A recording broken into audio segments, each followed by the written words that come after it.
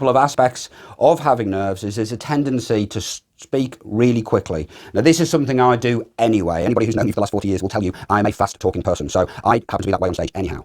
But for the average person who speaks more slowly than I do, the tendency is to ramp up their speech by around about 20%. So when you're up on stage and you're not quite sure how it's going, slow it down.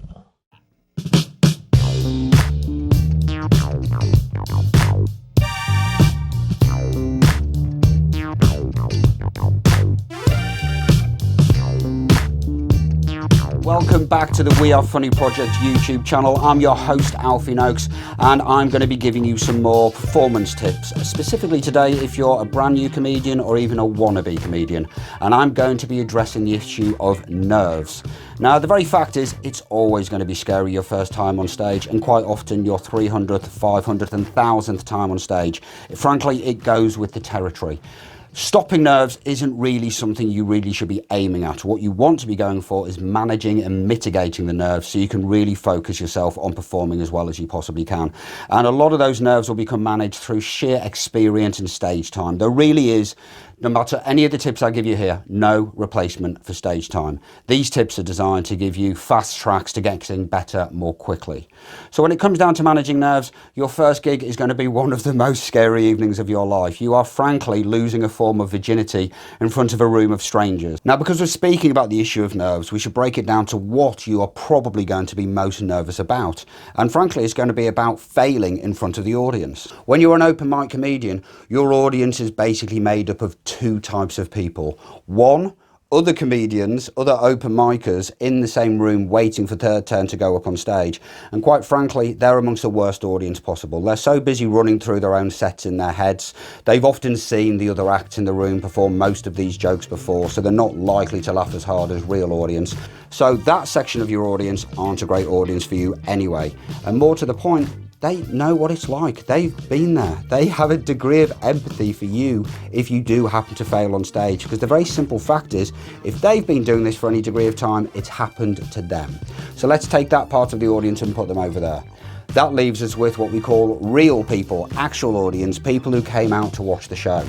Now, the fact is, it's an open mic night. Chances are they didn't pay anything to get into the room, so they're not as invested as if they've gone to a top comedy club watching somebody who's got a Netflix special and expecting really, really high-grade comedy.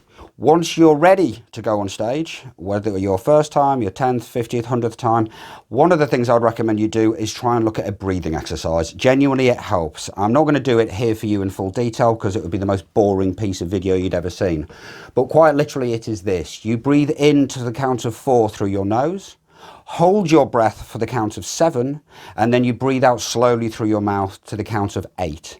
If you do that 5 to 10 times, 5 to 10 minutes before you take stage, you will genuinely feel more relaxed. Now, there are other tricks that you can bring to try and manage those nerves.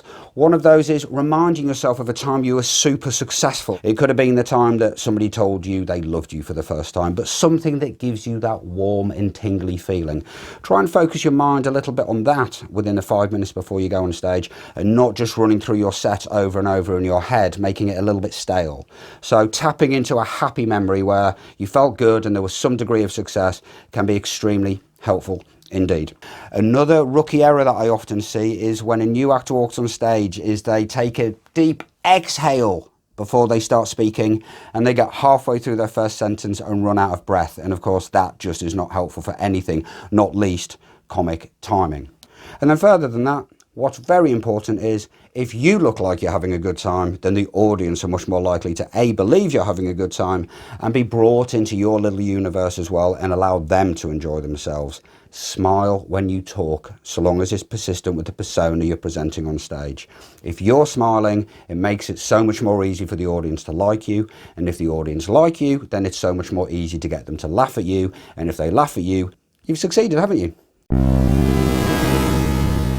Comedy is like so many other art forms and skill sets, and it comes down to this, is you're never really likely to succeed the first time you try.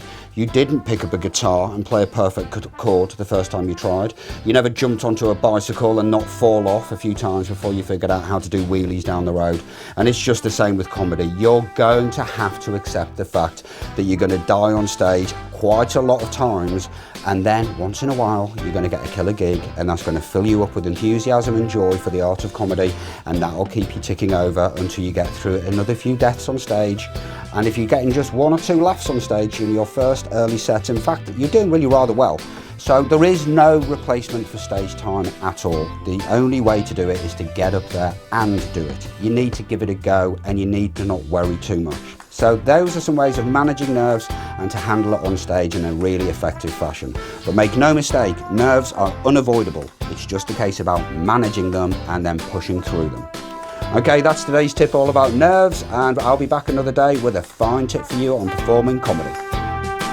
So these are some of my tips for handling nerves on stage. What about you? Tell us how you manage your nerves in the comments section below.